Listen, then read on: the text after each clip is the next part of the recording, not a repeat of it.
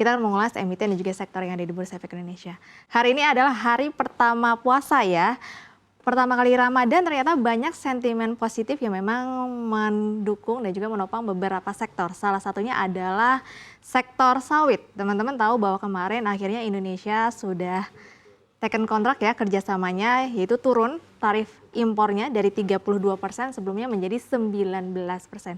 Dan di mana beberapa komoditas utama yang biasanya besar impornya ke Amerika Serikat bahkan tarifnya di 0% kan. Dan inilah yang akhirnya menguntungkan beberapa sektor. Ada CPO, kemudian ada kakao dan juga kopi.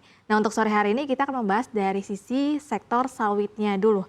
Nah, tapi sebelum membahas emitennya mungkin kita bahas dulu kebijakan dan juga dari dampak penurunan tarif antara Indonesia dengan Amerika Serikat. Ya, kita lihat dulu dari sisi kebijakannya ya teman-teman. Tahu bahwa tarif impor ya untuk Amerika Serikat untuk sejumlah produk dari Indonesia itu ada CPO, kakao, kopi akhirnya turun menjadi 0% alias bebas bea masuk. Nah, memang ini sudah menjadi kesepakatan ya hasil negosiasi antara pemerintah Indonesia dengan Amerika Serikat kemarin dan sudah berlangsung pembicaraannya antara Presiden Prabowo Subianto dengan Presiden Amerika Serikat Donald Trump. Nah, kalau kita lihat memang secara umum tarif impornya ini turun ya. Sebelumnya kan 32% menjadi 19% saat ini. Yang dimana ini menjadi sebagai timbal baliknya Indonesia untuk membebaskan sebagian besar bea masuk produk atas Amerika Serikat. Nah, sekarang saham-saham CPO apa saja sih yang memiliki potensial akan diuntungkan dari kebijakan tarif 0% tersebut? Yuk kita intip beberapa emiten CPO yang terdaftar di Bursa Efek Indonesia. Nah, ini ada beberapa emiten yang memang sebagian dimiliki oleh deretan konglomerat ya.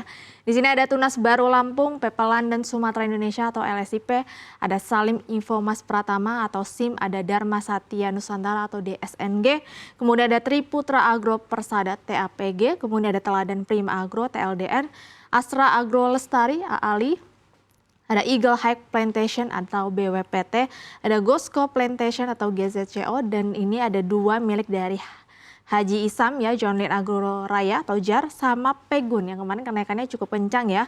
Pada tanggal 18 kalau kita lihat beberapa saham Haji Isam tuh kenaikannya cukup signifikan. Tapi kalau memang kita masih akumulasi ya, terutama dalam sepekan terakhir, dominan masih menguat tapi tidak begitu signifikan. Kalau kita lihat secara satu bulan, di sini justru Pegun ya yang kenaikannya paling kencang hingga 19% ya. Karena memang salah satunya didukung oleh program SAF yang memang menguntungkan dari JAR dan juga Pegun. Karena kita ketahui Haji Isam ini sangat dekat sekali dengan Presiden Prabowo Subianto.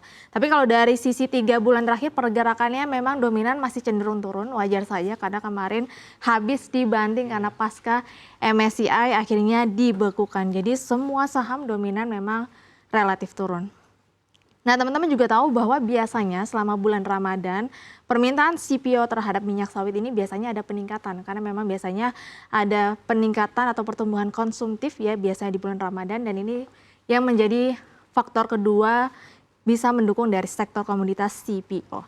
Nah, selain itu dari emiten-emiten ini mana sih yang valuasinya masih murah?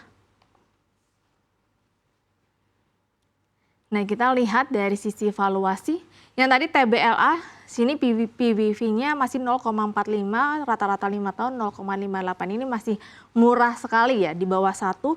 SIM juga di bawah 1, saat ini PBV-nya 0,46, rata-rata 5 tahun 0,42, kemudian juga LSIP, ini juga murah sekali 0,61, rata-rata 5 tahun 0,7, kemudian ada Astra Group dari AALI, juga masih di bawah 1, under value 0,63 hingga 0,73 rata-rata 5 tahun.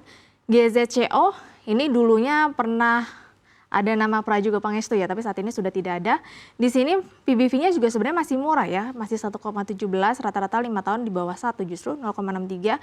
DSNG 1,38, rata-rata 5 tahun 0,96. Rata-rata masih murah semuanya. BWPT 1,71, rata-rata 5 tahun 1,1. TLDN di 2,4, sudah sedikit lebih mahal, rata-rata 5 tahun di 2,8.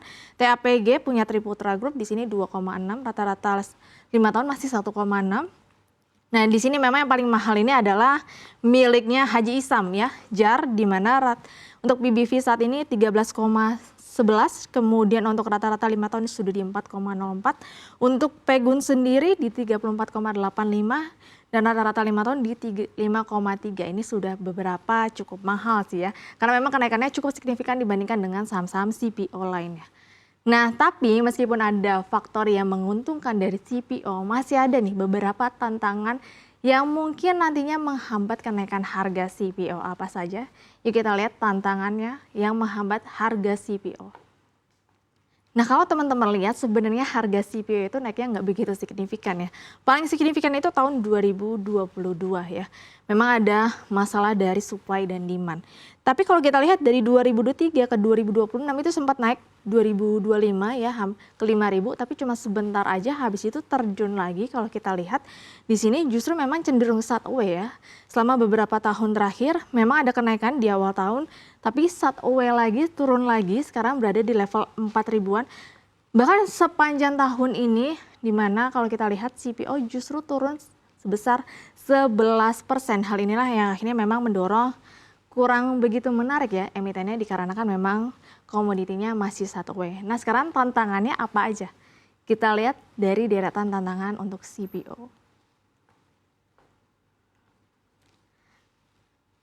Nah, kalau kita lihat pertama pasti ada tantangannya itu, teman-teman tahu bahwa B50 ya.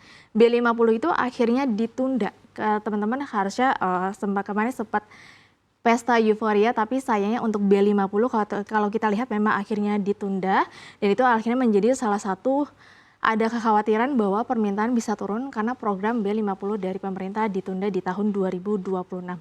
Nah, kalau kita lihat tadi beberapa valuasi memang murah, tapi perlu didukung dari sisi fundamental. Jadi jangan cuman asal murah, jadi dipilih lagi mana yang kira-kira dari sisi performa kinerja keuangan masih cukup baik. Kemudian selain itu kalau kita lihat ada tantangan dari pungutan ekspor CPO, yaitu naik ya dari 10% menjadi 12,5%. Jadi jangan sampai meskipun kita bea masuk dari Amerika Serikat 0%, tapi masih ada pungutan ekspor yang naik hingga 12,5%.